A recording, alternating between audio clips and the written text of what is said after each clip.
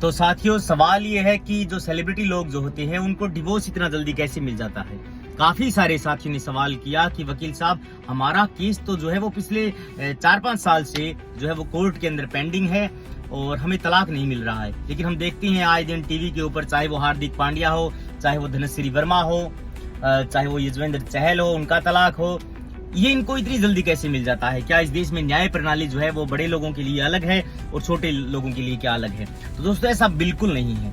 सबसे पहले आपको समझना होगा कि हिंदू मैरिज एक्ट की धारा सेक्शन 13A और 13B के तहत डिवोर्स लिया जाता है। सेक्शन 13A जो होता है वो ये बात कहता है कि आप जो है तलाक के लिए अगर अप्लाई करते हैं तो एक तरफा तलाक के लिए अप्लाई करते हैं। मान लीजिए आप कपल हैं और लड़की जो है वो तलाक के लिए अप्लाई करती है, लेकिन लड़के को उसमें कोई दिक्कत नहीं है, वो सामने से जवाब पेश करेगा, उसके बाद में कोर्ट की प्रोसीडिंग चलेगी, सारी एविडेंस पेश किए जाएंगे, गवाह पेश किए जाएंगे।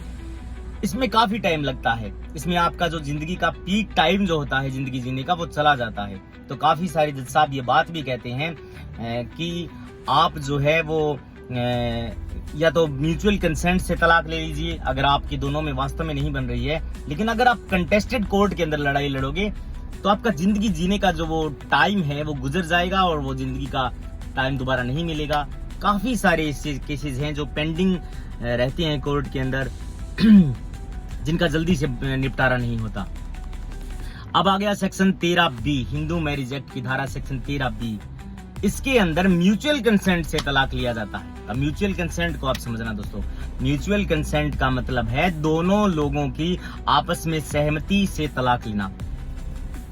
दोनों में काफी अंतर है दोस्तों। सेक्शन 13B अगर आप अप्लाई करते हैं तो उसमें आप एप्लीकेशन जब पेश करते हैं तो आपके दोनों की तरफ से अलग अलग एडवोकेट्स होते हैं और आपका तमाम जो शर्तें हैं, चाहे वो संपत्ति को लेकर के बंटवारा हो, चाहे वो बच्चे को लेकर के कौन किसके पास रहेगा, आपने कितनी राशि प्राप्त कर ली है, एक मुश्त राशि प्राप्त कर ली है या नहीं कर ली है, वो तमाम चीजें जो है वो सेक्शन 13B में आ जाती हैं। और दोस्तों, सेक्शन 13B के लिए अधिकतम 6 महीने का टाइम है।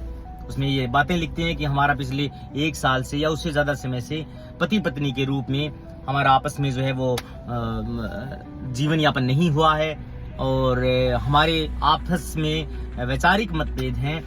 दोनों एक दूसरे के ऊपर एलिगेशन नहीं लगाते हैं, बल्कि ये बात कहती हैं कि हमारे आपस में जो है वो मतभेद हैं, हमारे विचार जो है वो आपस में मेल नहीं खाते। इसे बोलते हैं हिंदू मैरिज एक्ट की धारा सेक्शन 13B। 6 महीने का टाइम लगता है। 6 महीने कोर्ट ये बात देखती है कि क्या वास्तव में आपकी ऐसी कंडीशंस दोबारा पैदा हो जाए। अगर कोर्ट की वजह से एक तलाक भी अगर बच जाता है तो डेफिनेटली एक अच्छी बात है। तो सेक्शन 13B इसीलिए पेश किया जाता है कि आपका जल्दी मैटर सॉल्व हो जाए, आप दोनों एक दूसरे से अलग अलग हो जाएं और तमाम जो आपकी बातें हैं, चाहे वो बच्चे को लेकर के हो, एक मुश्त किस्त को लेकर के हो, राशि को लेकर के हो, जो भी आपका खर्चा लगा है शादी में लड़का लड़की को देता है, और अधिकतम 6 महीने का टाइम जो होता है इसमें होता है और दोनों का आपस में डिवोर्स हो जाता है।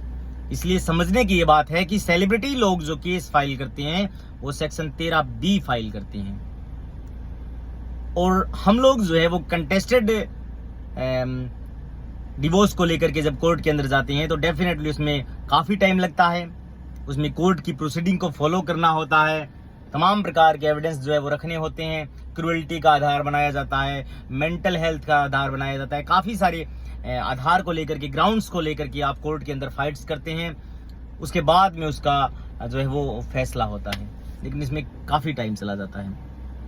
इसलिए बी अवेयर, अगर आप तलाक ही लेना चाहते हैं तो मैं आपसे कहना चाहता हूं कि सबसे पहले अगर आपके बचने की गुंजाइश है, उम्मीदें हैं, तो डेफिनेटली आप सबसे पहले कदम उठाएं कि आप बचें। लेकिन उसके बाद में अगर आपकी कोई भी क्रिटिकल सिचुएशन है, आप बचने के लिए तैयार नहीं है दोनों एक दूसरे के साथ, तो आप सेक्शन 13B फाइल करें आपस में बैठ करके। थैंक यू दोस्तों।